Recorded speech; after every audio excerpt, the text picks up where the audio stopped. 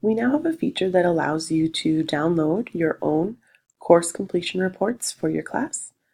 In order to do so, you'll want to start at your home page and select the Reporting tab at the top.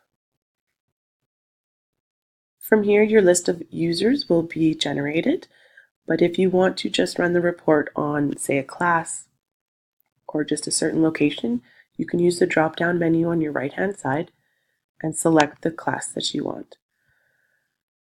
I'm using this group just for an example. There is no users in the group, but you can always then select the blue completion report button. This will then allow you to select a date range. For example, I'm just going to do the month of May and then submit.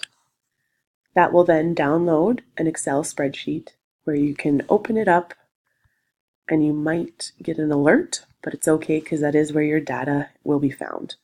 And from there, you'll have your list of students, their course grade, as well as when they started and finished the course.